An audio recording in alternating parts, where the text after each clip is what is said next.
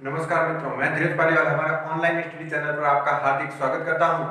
हमारा जो टॉपिक चल रहा था राजस्थान के भौतिक प्रदेश, उसमें हमने हड़ौती के पठार और पूर्वी मैदानी प्रदेश को देख लिया था।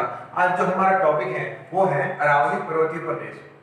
ये राजस्थान है अपना, इसमें हमने हड़ौती के पठार और पूर्वी मैदानी प्रदेश को देख लिया था। और ये अपने राजस्थान के अंदर अरावली पर्वतमाला का जो विस्तार है, यहाँ पे जो एक प्रदेश पड़ता है वो है अपने अरावली पर्वतीय प्रदेश। अरावली पर्वतीय प्रदेश राजस्थान के भौतिक प्रदेश के अंदर अपना टॉपिक है अरावली पर्वतीय प्रदेश। ये जो अरावली पर्वतीय प्रदेश है, इसकी उत्पत्ति हुई है अपने प्री कैम्ब्रियन काल में। प्री कैम्ब्रियन काल में इसकी उत्पत्ति हुई और वो इसकी उत्पत्ति हुई है अपने गोंडवाना लैंड के अंदर वलन की प्रक्रिया से। गोंडवाना लैंड में वलन की प्रक्रिया से अपने अरावली पर्वतीय प्रदेश है, इसकी उत्पत्ति हुई अपने प्री कैम्ब्रियन काल में गोंडवाना लैंड में वलन की प्रक्रिया द्वारा इसकी उत्पत्ति हुई है। ये अपने अरावली पर्वतीय प्रदेश की उत्पत्ति थी। और इसका जो विस्तार है, इसका विस्तार है अपने राजस्थान के आउटसाइड भी देखें तो इसका विस्तार अपने पालनपुर गुजरात से रायसीना पहाड़ी दिल्ली तक है। पालनपुर गुजरात से यहाँ से इसका शुरुआत होता है और ये इसकी जो आखिरी सीमा है वो है रायसीना पहाड़ी दिल्ली तक। और इसके बीच में अपने राजस्थान के अंदर भी इस अरावली पर्वतीय प्रदेश का विस्तार है, यानी अपने अरावली का विस्तार है। इसकी जो कुल लंबाई है इसकी 692 किलोमीटर। और राजस्थान में जो लंबाई है वो है अपने 550 किलोमीटर। अर्थात यहाँ पालनपुर गुजरात से शुरू हुई और यहाँ पे रायसीना दिल्ली तक है। और इसकी जो टोटल लंबाई है वो तो है यहाँ से यहाँ तक, मतलब पालनपुर गुजरात से लेकर रायसीना पहाड़ी दिल्ली तक वो है इसकी 692 किलोमीटर। और ओनली जो राजस्थान के अंदर है वो है 550 किलोमीटर, अर्थात यहाँ से यहाँ तक। और इस अरावली पर्वतीय प्रदेश की जो मृदा पाई जाती है वो मृदा है अपने राजस्थान के अंदर लाल मृदा। और ये लाल मृदा मक्का की खेती के लिए उपजाऊ होती है। मक्का, यहाँ पे सर्वाधिक फसल मक्का की, लाल मृदा अपने मक्का की फसल के लिए उपजाऊ होती है। यहाँ पे जो मृदा का विस्तार है वो है अपने मक्का का। और ये जो राजस्थान में अरावली का जो सर्वाधिक विस्तार है वो है अपने उदयपुर जिले के अंदर। इसका सर्वाधिक विस्तार है उदयपुर जिले के अंदर। और जो न्यूनतम विस्तार है राजस्थान के अंदर वो है अपने अजमेर जिले के अंदर। इस अरावली पर्वतीय प्रदेश के अंदर जो अरावली पर्वतमाला है उसका जो सर्वाधिक विस्तार है अपने राजस्थान के अंदर वो है अपने उदयपुर जिले के अंदर। और जो न्यूनतम विस्तार है वो है अपने अजमेर जिले के अंदर। और इसकी जो सर्वाधिक ऊंची पहाड़ियां, जो सबसे ऊंची पहाड़ियां पाई जाती है अपने सिरोही जिले के अंदर। और जो सर्वाधिक पहाड़ियां पाई जाती हैं, जो सर्वाधिक चोटियां हैं इसकी, वो पाई जाती है अपने उदयपुर जिले के अंदर।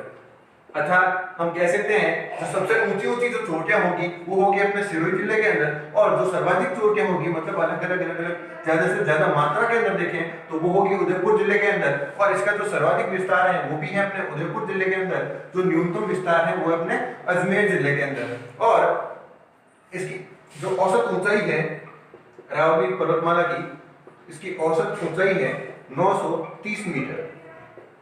इस अरावली पर्वतीय प्रदेश के अंदर जो अरावली पर्वतमाला है इसकी औसत ऊंचाई है टोटल, ये जो पूरी अरावली है इसकी औसत ऊंचाई है अपने 930 मीटर। और इसको अपने राजस्थान के अंदर भी कुछ भागों के अंदर विभाजित किया गया है। और इसकी कुछ विशेषता है, वो विशेषता देखते हैं। ये विश्व की सबसे प्राचीन वलित पर्वतमाला है। विश्व की सबसे प्राचीन वलित पर्वतमाला, विश्व की सबसे प्राचीन वलित पर्वतमाला अरावली पर्वतमाला है।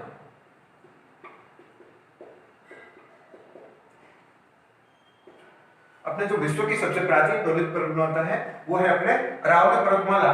और यहाँ पे खनिजों के भंडार पाए जाते हैं।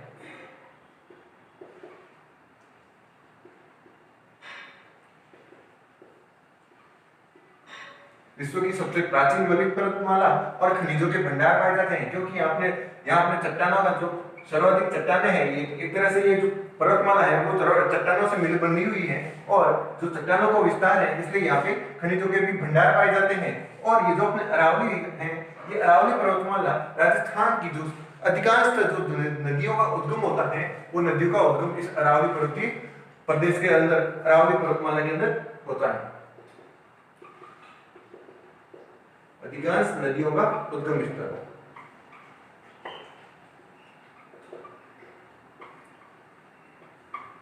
राजस्थान की अधिकांश नदियों का उद्गम स्थल है वो है अपने अरावली पर्वतमाला। अच्छा, ये थे अपने अरावली पर्वतमाला के बारे में कुछ इंपॉर्टेंट पॉइंट, इनकी विशेषताएं थी। इसकी कुल लंबाई है 692 किलोमीटर, राजस्थान के अंदर है 550 किलोमीटर, और जो मृदा पाई जाती है यहाँ पे वो है लाल मृदा। राजस्थान में सर्वाधिक अरावली पर्वतमाला का जो विस्तार है उदयपुर में, न्यूनतम है अजमेर के अंदर, सबसे ऊंची है सिरोही के अंदर, और सर्वाधिक है अपने उदयपुर के अंदर। और जो इसकी औसत ऊंचाई है वो है 930 किलोमीटर, और ये विश्व की सबसे प्राचीन वलित पर्वतमाला है। यहाँ पे खनिजों के भंडार पाए जाते हैं, अर्थात यहाँ पे चट्टानों की बहुत अधिकता है, अर्थात यहाँ पे जो सबसे ज्यादा है वो ग्रेनाइट चट्टानें पाई जाती हैं। ग्रेनाइट चट्टानें यहाँ पे पाई जाती हैं, और राजस्थान की अधिकांश नदियों का जो उद्गम स्थल है वो है अपने अरावली पर्वतमाला। अरावली पर्वतमाला को भी जो जिन भागों में विभाजित किया गया है वो निम्न प्रकार से हैं। जैसे ये अपने अरावली पर्वतमाला है, यहां से पालनपुर गुजरात से आगे ये अपने खेड़ ब्रह्म नामक स्थान है सिरोही के अंदर, यहां से राजस्थान के अंदर इस अरावली पर्वतमाला का शुरुआत होती है।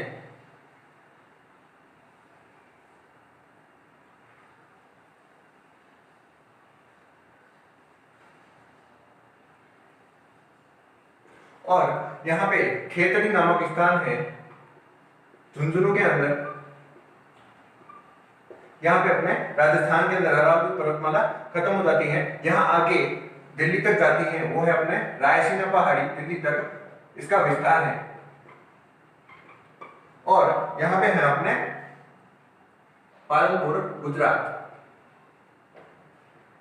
पालनपुर गुजरात से इसका शुरुआत हुई और ये रायसीना पहाड़ी दिल्ली तक गई, और यहाँ पे अपने राजस्थान के अंदर इसका स्टार्टिंग पॉइंट है खेड़ ब्रह्म सिरोही के अंदर, और खेतड़ी झुंझुनू के अंदर इसका एंडिंग पॉइंट है अपने राजस्थान के अंदर। और अब यहाँ पे इसकी जो टोटल लंबाई है वो टोटल लंबाई तो है अपने 692 किलोमीटर, और ये जो राजस्थान के अंदर लंबाई है यहाँ से यहाँ तक ये है 550 किलोमीटर। राजस्थान के अंदर ये जो पर्वतमाला है इसको बोला जाता है दक्षिणी अरावली, ये है अपने मध्य अरावली, और ये है अपने उत्तरी अरावली। इस दक्षिणी अरावली के अंदर ये जो दक्षिणी अरावली राजस्थान के जिन जिलों के अंदर विस्तृत है वो है अपने सिरोही, राजसमंद और उदयपुर, और जो मध्य अरावली का जो विस्तार है राजस्थान के जिन जिलों के अंदर वो है अपने अजमेर जिले के अंदर। और उत्तरी अरावली है इसका विस्तार है अपने राजस्थान के अंदर अलवर, जयपुर, सीकर और झुंझुनू जिले के अंदर। इन चार जिलों के अंदर उत्तरी अरावली का, मध्य अरावली का अजमेर के अंदर, और दक्षिणी अरावली का सिरोही, राजसमंद और उदयपुर जिले के अंदर विस्तार है। और ये जो दक्षिणी अरावली है इसकी जो औसत ऊंचाई है, इसकी जो औसत ऊंचाई है वो है अपने 900 मीटर। इस मध्य अरावली की जो औसत ऊंचाई है वो है अपने 550 मीटर से 750 मीटर, और ये जो उत्तरी अरावली है इसकी जो औसत ऊंचाई है वो है अपने 450 मीटर, अर्थात 450 मीटर जो औसत ऊंचाई है वो है अपने उत्तरी अरावली की। जो मध्य अरावली की जो औसत ऊंचाई है वो है 550 से 750 मीटर, और जो दक्षिण अरावली है इसकी औसत ऊंचाई है 900 मीटर। इस अरावली की जो प्रमुख शिखर है, जैसे प्रमुख चोटियां हैं वो है गुरु शिखर, ये सबसे ऊंची चोटी है और इसकी लंबाई है 1722 मीटर। चोटी है वो ये भी सिरोही के अंदर है और शेर भी सिरोही के अंदर है, इसकी ऊंचाई है 1597 मीटर। तीसरी है दिलवाड़ा, ये दिलवाड़ा नामक चोटी है जो शिखर है ये भी अपने सिरोही के अंदर ही है, और इस मध्य अरावली की जो चोटियां हैं वो हैं गोरमजी और मौर्य जी। और ये उत्तरी अरावली की जो प्रमुख चोटी है वो है रघुनाथगढ़ सीकर के अंदर। रघुनाथगढ़ सीकर के अंदर, रघुनाथगढ़ सीकर के अंदर। और एक है खो चोटी जो भी है अपने जयपुर के अंदर। और यहाँ पे तारागढ़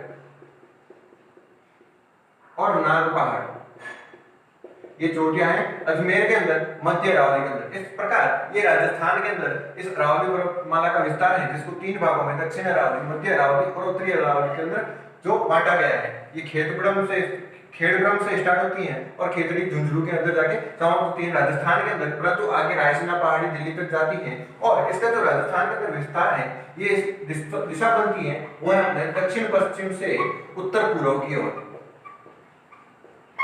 दक्षिण पश्चिम से उत्तर पूर्व की ओर इसका जो विस्तार है वो है। और अब अगर हम राजस्थान के नक्शे के अंदर देखते हैं तो यहाँ पे ये अरावली पर्वतीय प्रदेश का विस्तार है। यहाँ पे राजसमंद से लेके सिरोही तक इसका सर्वाधिक ऊंची चोटियां है, राजसमंद से लेके सिरोही तक। और जो सर्वाधिक विस्तार है ये राजसमंद से बांसवाड़ा तक है। यहाँ पे इसका विस्तार बढ़ता है, अर्थात यहाँ पे चौड़ाई बढ़ती है। अर्थात हम उत्तर पूर्व से दक्षिण पश्चिम की ओर बढ़ते हैं तो इसकी ऊंचाई और चौड़ाई दोनों के अंदर विस्तार होता है। और सर्वाधिक ऊंचाई बढ़ती है वो है राजसमंद से लेके सिरोही तक, और जो सर्वाधिक चौड़ाई बढ़ती है वो है अपने राजसमंद से लेके बांसवाड़ा जिले तक इसकी चौड़ाई बढ़ती है।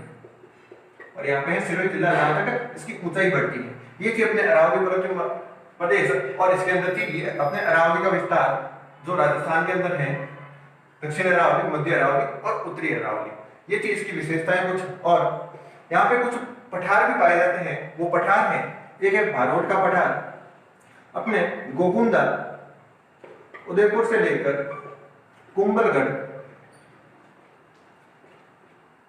राजसमंद जो पठार का विस्तार है उसे भारोट का पठार कहा जाता है, भारोट का पठार।